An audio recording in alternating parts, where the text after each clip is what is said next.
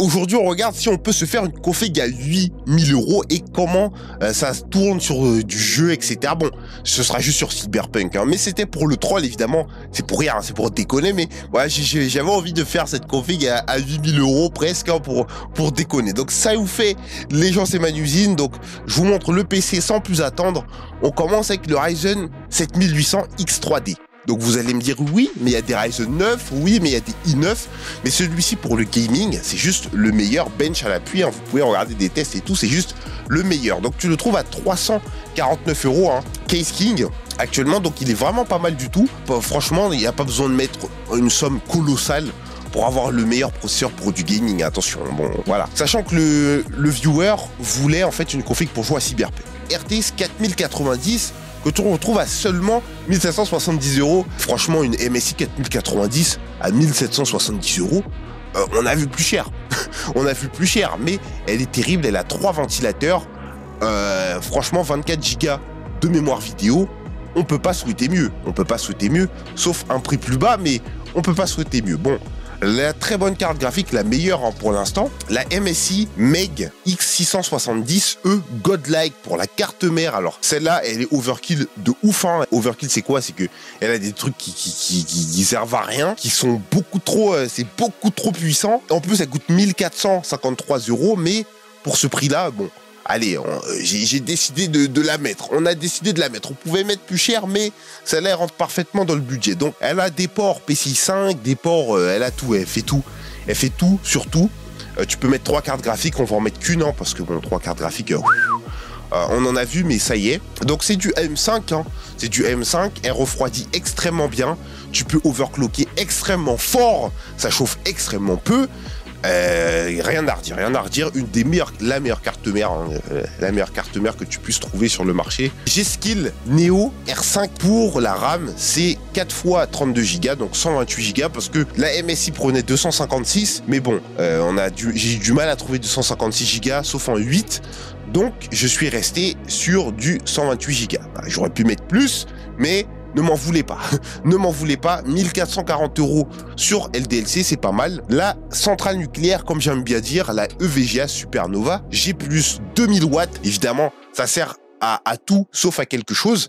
Donc c'est 415 €, hein, et ça sert à rien, hein, vous vous en doutez bien. 2000 €, 2000 watts pour 415 €, on a rarement vu aussi inutile. Le water cooling, 374 €, tu peux trouver beaucoup moins cher avec du LCD, sachant que celui-ci n'est vraiment pas le meilleur. Donc c'est la Asus Ryujin 3 360. Vous aurez compris, je l'ai mis juste pour le prix. Tout ce qui est là n'est pas à acheter. Tout ce qui est dans cette config n'est pas à acheter, hein. C'est juste pour montrer, c'est du troll. Voilà, j'espère que vous l'aurez compris, hein. 374 € avec un écran LCD et RGB en plus.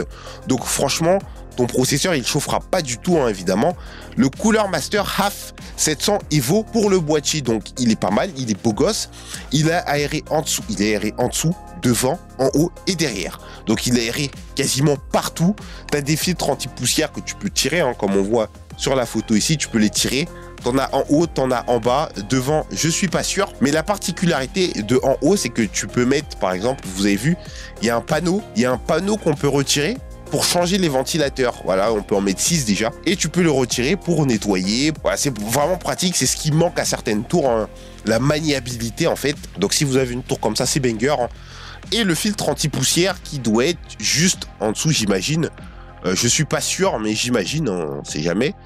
Ensuite, le Sabrent M.2 de 8 Tera en Gen 4. Oui, je sais, j'aurais pu mettre un Gen 5.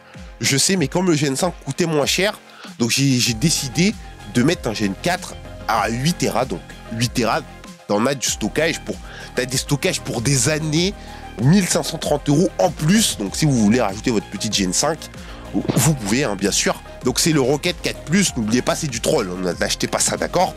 1530 €. Donc c'est juste énervé pour ce prix-là, hein. Évidemment, donc on a un Rocket 4+ qui fait gros boulot, hein, pour 7100 MO par seconde. Donc en vitesse de lecture, c'est énorme pour un SSD Gen 4, pour un SSD tout court. Et enfin le TP-Link Archer TBE 550E pour la carte Wi-Fi. Je mets rarement des cartes Wi-Fi, là j'en ai mis une énorme. Elle coûte 132 €. Celle-là, elle traque le Wi-Fi partout dans ta maison. Il n'y a pas question de distance et tout, vraiment tu peux la mettre n'importe où. Bon, il faut pas abuser non plus, il faut rester dans la maison. Parce qu'il y en a qui vont aller sur la route d'en face et qui vont me dire « Ah, j'ai plus de Wi-Fi, il faut rester dans la maison. » Allez pas mettre votre PC sur le trottoir non plus, hein. Restez dans votre chambre, dans votre garage si vous voulez, mais voilà, restez tranquille.